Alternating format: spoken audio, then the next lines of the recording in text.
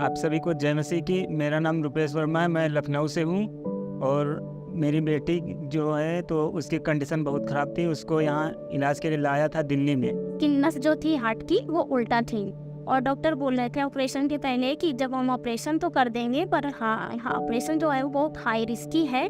जब हम इसको आईसीयू में रखेंगे तो इसको कुछ भी हो सकता है। फिर ऑपरेशन हुआ, फिर बीच बीच में वो डॉक्टर हमसे काफ़ी बताते रहे कि आज आपकी बच्ची का कंडीशन बहुत ख़राब है, हो सकता है कि वो जो चीज़ हमने बंद की है वो खुलने का चांस है।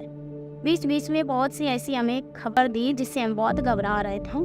कंडीशन बहुत ख़राब थी तो डॉक्टर जो थे तो उन्होंने मतलब जवाब दे रखा था कि उम्मीद कोई नहीं है बच्ची को मतलब बचाने की, बाकी जो है उसका इलाज तो चलेगा, बचने की कोई उम्मीद नहीं है। और जैसे इसको वेंटिलेटर से निकालने की कोशिश कर रहे थे, इसकी सांस लेने में बहुत प्रॉब्लम आ रही थी और सांस लेने में इतनी ज़्यादा दिक्कत आ रही थी कि बिना वेंटिलेटर के सांस ले ही नहीं पा रही थी। इसीलिए इसे आईसीयू में बहुत दिन तक 1 महीने और 17 दिन तक आईसीयू में रखा। इसके बाद इसका जो वेंटिलेटर मुंह से निकाल के फिर गले में भी ऑपरेशन किया और फिर ऑपरेशन करने के बाद अब 15 दिन तक गले में वेंटिलेटर रखा है।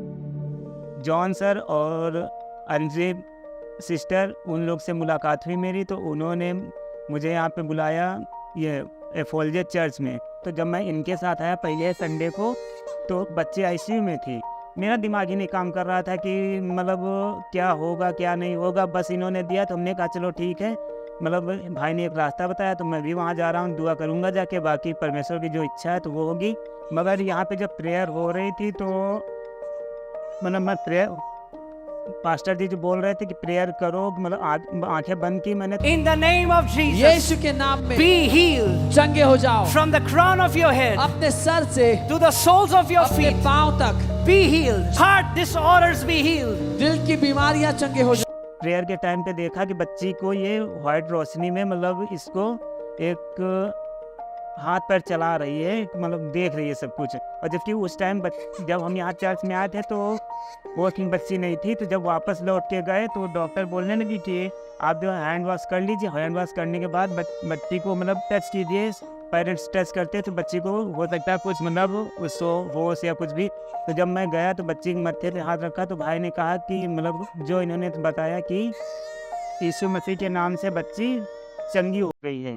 प्रेयर के टाइम पे महसूस हुआ कि बच्ची वहाँ चंगी हो गई।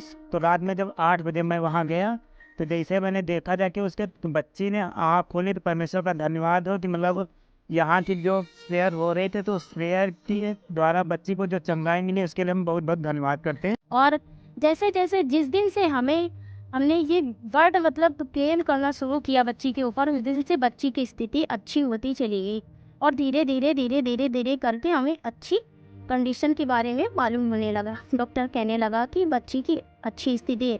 और जब लास्ट में बच्ची बिल्कुल चंगी हो गई तो डॉक्टर हैरान थे। वो कह रहे थे कि शायद आपने इसकी ये बहुत प्रे करी है, वरना इसको बचाने वाला कोई नहीं था।